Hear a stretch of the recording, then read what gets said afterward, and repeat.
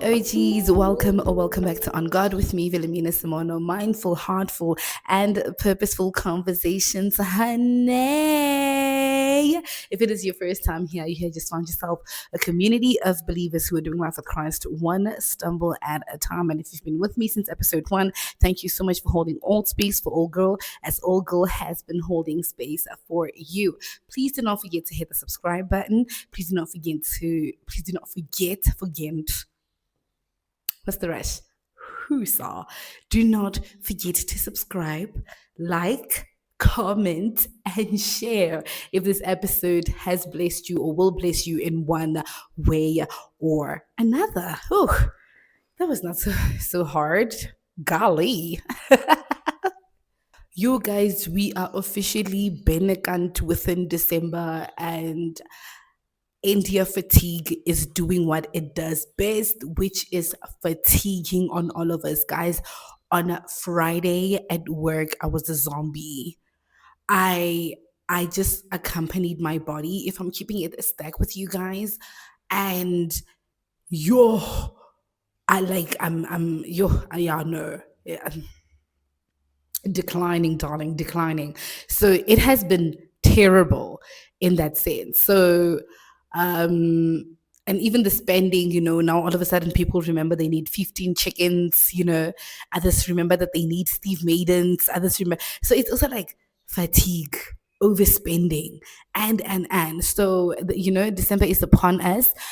Those who have started to enjoy, please enjoy responsibly. Bago bujuba, uska bujuba la bu serious, man. We still have a couple of more weeks into this thing, but I think most importantly, when you think about how the December salary, it comes early and it's supposed to take you through January as well. Guys, enjoy responsibly. If you don't know boundaries, December is the perfect time to start putting on those boundaries, baby. I don't know what you heard and I don't know what you tell you, baby, but yeah, let your nose be nose, let your maybes be maybes, and right. So yeah, enjoy responsibly. I'm watching you guys. Yo, guys, this week I've been able to discover new music. There's one song, and especially in line with today's episode, that I have been playing so religiously. It's not a new song. I think it dropped sometime earlier this year, but I found myself like having it on repeat. I think it's Zach Webb. Zach Webb, Closer to You. Oh my gosh, it's so nice. So the whole idea behind the song, and I'll see if I can make it pop somewhere. Rape, I know what I know. I can try and make it pop somewhere so you guys can see it. So the song is basically like almost God speaking to you. You know what I mean? And I think, and you guys will with today's topic, you'll understand why the song was probably on my repeat list a bulk of this whole week. So it's basically God talking to you saying, I just want to be closer to you. Everything that has happened, you were supposed to lean on me.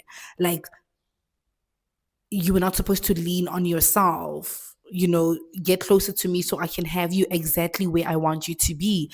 All the broken pieces, you were supposed to give them to me, not to anyone else, not to drugs, not to alcohol, not to the sheiks, not to none of that, but you were supposed to give it to me. It's such a beautiful song. There's also another one called Found. I found life in Christ. I found life in you. I think that's what it is. Also from Zach Webb. It's also quite beautiful. So I've been breaking at the part of the song where it says all the days where I thought I couldn't get through and I was looking for answers, but all along it was you. And I am so sorry for all the times I ignored you. Like, where my tissue at? Where my tissue at? Like, I just found myself just bawling my eyes out. So those two songs, they've just been carrying me into this week. Throughout the past week. So yeah, check them out. Check them out. On a lighter note, guys, something has been happening this past week. And I'm just picking up Hori. No man, self-sabotage. Self-sabotage, and hurting myself is probably my favorite sport, right? So Saturday evening, I get back from work. man, I'm like, you know what? Let me cook a nice thing for me. So I'm also like one of those people that love experimenting with whatever ingredients I have in my cupboard or in my fridge. Go on Pinterest. I'm like, okay, listen, I have this. What can I do? I don't find anything, but I'm like, you know what? Let's see what we can do. And I do that. I made a nice little chicken biryani type of thing. I do it. I eat it Friday dinner. I'm eating. Nice. 2 hours after the fact, brr, brr, I'm go brr's back now. I'm like, okay, hey, what's happening? Did I eat something during the day? I'm now trying to speculate the fish and the chips and the everything that I had during the day. I'm in denial at this point that it could have been my, secret recipe. There I am. So the yellow nach, I'm just there. It's been me in my bathroom getting to know each other on a deeper level. We just flowing. We just flowing, getting to know each other. So I wake up Saturday. Saturday, I'm still in denial about the fact that it could have been my secret recipe. And I cooked enough. I think what I learned about being alone is that I don't mind prep mealing, even though I hate having the same thing back to back, back to back. I can cook and then in between I'll have other things, right? Cool. So in the morning, I wake up and I'm just like, you know what? I don't even feel like making breakfast like that. You know what? I'm gonna have that cute, delicious little rice that I had. How about that? How about that? There I am. Hwam, hwam, hwam, hwam, hwam, hwam. The food is good because your girl is a cookist. Also, 2 hours after the fact, back to Brisbane. Hey, man. And also, thing is, at the moment, I'm not really complaining because I have an irritable bowel movement where it takes a lot. It really does take a lot for me to, go to the ladies. So it happens after 2 hours, and I'm just like, okay, guys, what's happening? What's happening? Could it be? Could it really, really be that it is my, you know what I mean? At this point, I'm accepting that no, it has to be the meal that I prepped. It's fine. I forgive myself. So during the day, I order like a little light salad from Kauai and their super green smoothie. Love it so much. I love it so much. Like the super green smoothie from Kauai. It's everything. It is everything. I've done questionable things to get it. And I don't think I'll ever stop doing questionable things to get it, right? So I ordered that. I'm like, let me have this, If in any case, we've been having a very unhealthy week of just, guzzling down the worst thing down my throat. There I am, I'm good, I'm good, I'm good. In the evening, I still have my rice. Guys, you guys don't understand how good this rice. You guys don't understand how good this rice is. It's so good. It's so good. Like a little bit of this and a little bit of that, and you want a little bit of this and a little bit of that, So I'm trying to get mine here. I'm like, you know what? I'm gonna have this. I'm gonna have this, and it's cool. It's cool. It's cool. I'm at this point. I'm eating it while preparing for Brisbane. And I'm eating. After eating, I chill on my bed. I'm watching some movie, and then of course, 2 hours after the fact, Brisbane, and I'm going there laughing. I'm like, this at some point you need to practice self-love, because how are you intentionally eating the poison that you know is going to kill you? And I just want to make it very clear, guys, from there I still had a bit left because it's so good. Sunday morning, today, this morning, I warmed it up and I ate it again, and I was in Brisbane. I didn't go to church because I was in Brisbane. So there. So even when I was showering, I'm like, you are so toxic. Like you don't need a man to come be toxic in your life. You got this on your own. You are doing so great. Let's get into today's episode. I think more than anything, today's topic was definitely inspired by this week. I think this week was a very heavy week for me. Like my heart has been breaking, but then I learned, because sermon,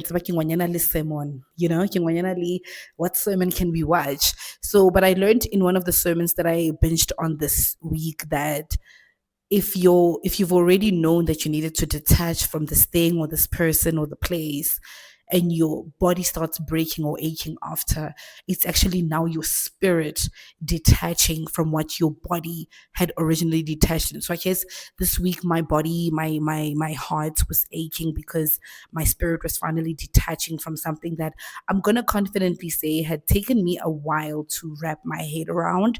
But yeah, and guys, it was so painful. It was on the 9th of December.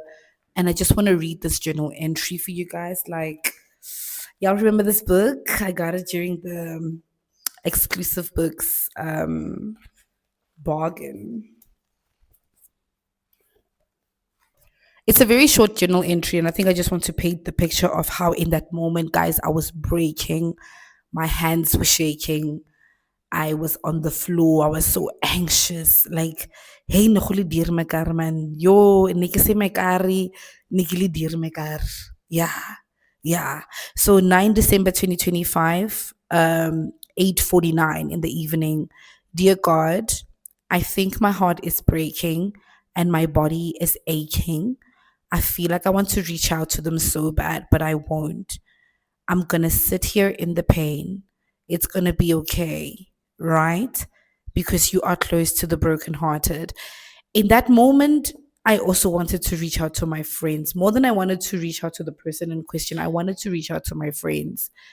But I could almost hear Holy Spirit nudging me, and it's like, I need you to sit in the pain. I need you to sit in this, feel it. And sometimes we forget to feel, right?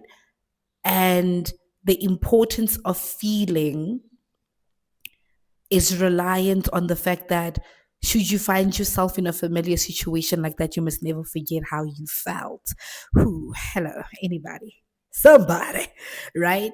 And even sometime during the week, there were times where I was like, yo, pick me up. And then I had to be like, actually, no, don't. You know? Whereas I had to drop me off and don't do it. Right. But it was on some, you need to get through this. You need to be in the thick of this so that the next time you find yourself in the heart of temptation, you remember this feeling and you know that you're going to get back here and you don't want to feel like that again.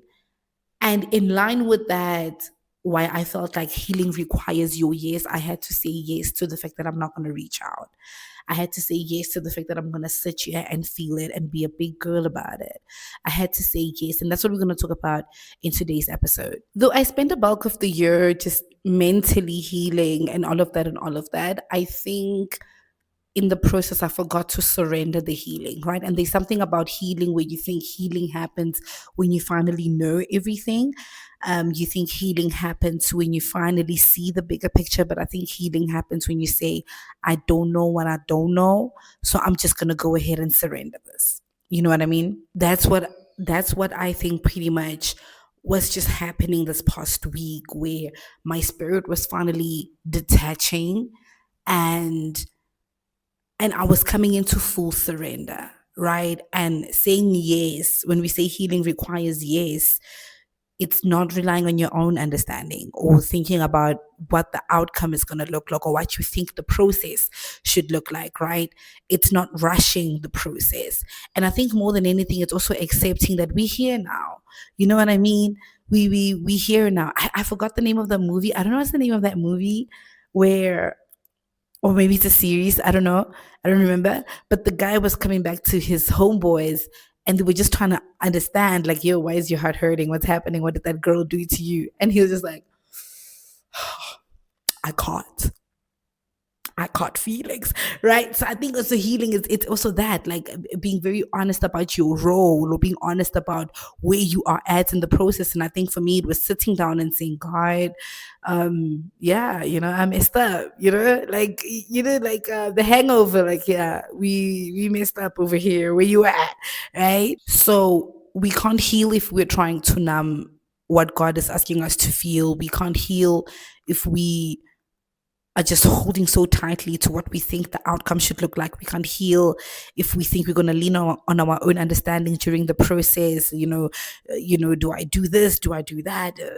We can't do that, right? Healing requires full surrender, and sometimes surrender hurts. And I don't want us to box this conversation into like romantic relationships or whatever the case is. I think there are a lot of things throughout the whole year that have broken us, and we just like we do not want to carry the residue of that hurt into 2026, where we are, manifesting and praying to God for bigger and better things, right?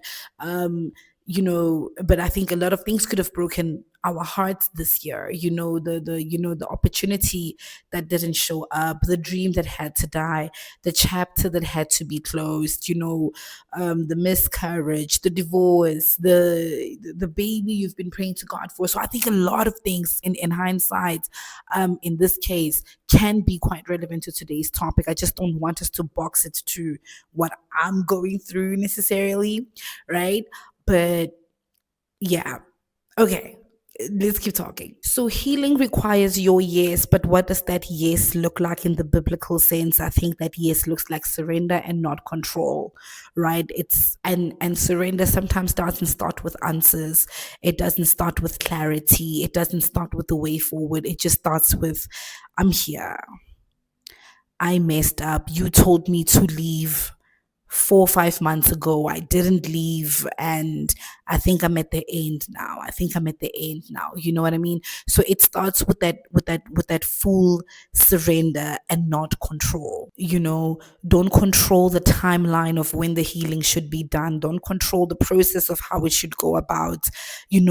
Don't control the outcome of what you think it looks like at the end of all of it. It's just literally you getting into this vulnerable posture in front of God and saying, hey, yo, how's it? Right? Saying yes with healing is also obedience, right? I think a lot of the times, people always say, hey, walk away from that. You just need to leave. You just need to. And they don't understand that sometimes leaving requires a few brave breaths that you need to take while you're still in the thick of the situation, for you to say, I think I'm good. I think I'm enough. I think I'm, you know what I mean? But even that takes a little courage that you still need to build while you are still in that thing. But when we say yes, and it looks like obedience, is because sometimes God will ask you to leave the very thing that you love. Hello, somebody, anybody, right? God will ask you to leave the very thing that you still love, and that is obedience. Abraham said yes without knowing the destination. Joseph said yes during a betrayal and while in prison. Jesus said yes, knowing that there is a cross waiting for him. So some of the most healing and soothing things that happened in the Bible had to happen with a painful yes. It had to happen with not my will but yours. So I think with healing, and even like on the ninth, when I was just really falling apart, and I said, you know what, God, not my will but yours. You know what's at the end of this. You know why this is necessary. You know why now. So saying yes is knowing that it's God's way, no matter the cost. And sometimes that cost is your comfort. Sometimes that cost is your familiarity. Say healing requires your yes, saying yes to discomfort, saying yes to newness. Is that even a word?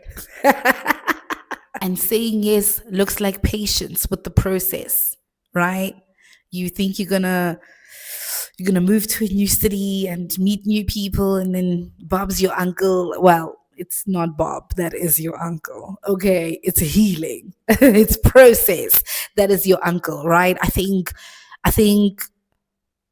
when we get so obsessed with what the outcome looks like, it means in between where we are and what we think the outcome is, we have processes in between.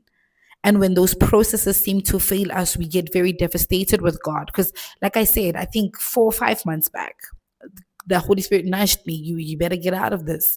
You better get out of this. Hey, watch it, right? And during that time, I negotiated so much. I'm going to do this. I'm not going to do that. I'm not going to do that. I'm going to do this. And even when those things failed to deliver what I imagined would be the outcome, I got so frustrated. I got so frustrated with self. I got so frustrated with the people. I got so frustrated with God. But it's patience. Saying yes is saying yes to patient. Being patient with the fact that one day you're going to wake up and you're doing 10 times better, and celebrate those days. But on other days, you're going to wake up and you're doing 10 times worse. Forgive yourself on those days. And I think the Bible always tells us that healing is so much of a process and not even a momentary thing. It's waking up and trusting that he that started that good work in me will carry it to completion. It's not quitting just because you're uncomfortable. It's not quitting just because you fell yesterday. It's not quitting just because the pain is a bit different today. But it's being patient. I think one of the things that I've been learning in the past 2 weeks is you are allowed to miss people and not do anything about it.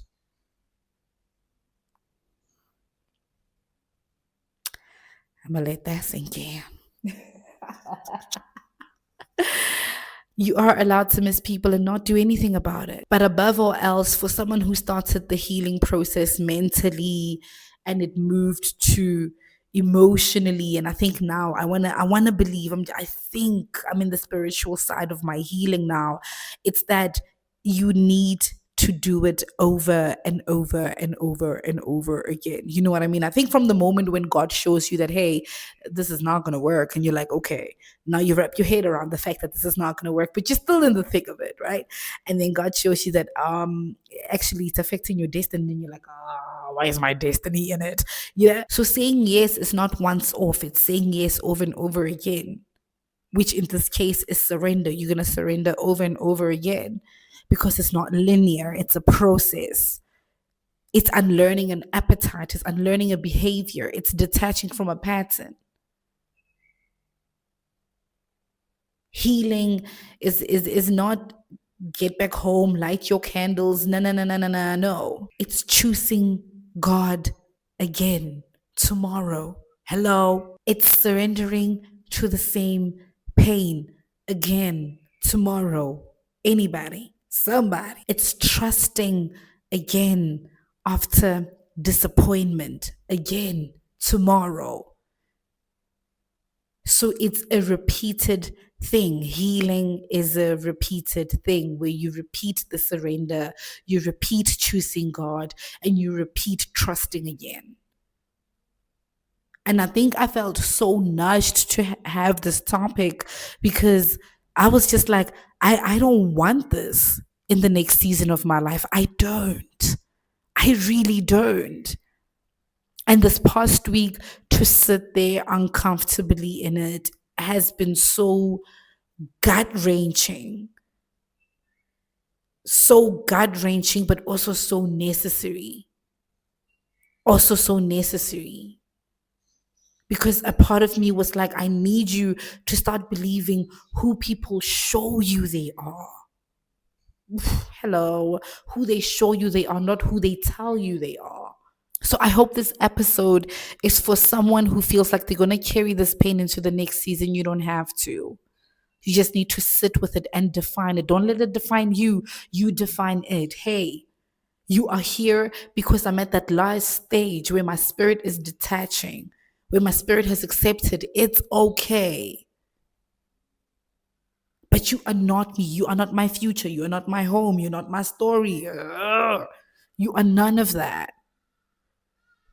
So healing does require a yes, and that yes is surrender. That yes is not lighting candles and having a cute little playlist. That yes is you facing the pain and the honesty and everything else around it head on. Healing requires your yes. Not you numbing it, not you having a way forward, not you having ideas on how it's going to work out. Baby, that's not how it works. You need to sit in the discomfort. You need to feel it so that the next time you are tempted, you remember exactly how you felt and ask yourself if you want to feel like that again. And I just want to pray for any and everyone who are going through something right now. I know December is a very tricky time for those that have lost family, for those that, the year is still ending on the somber note it started on, maybe because certain plans didn't work out your own way. Sit with it. Sit with it and tell you there's a new season coming.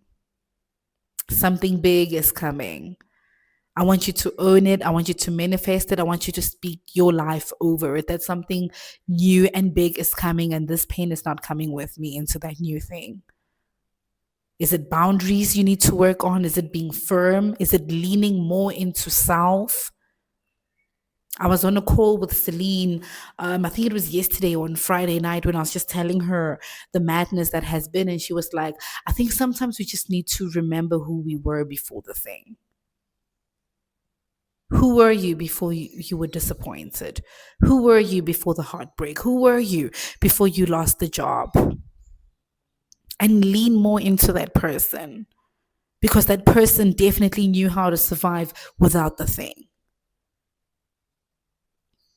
And that's all I have for you this week, family. And I hope as you are saying yes to healing, you do it so mindfully, heartfully, and purposefully. As for me, goodbye and God bless.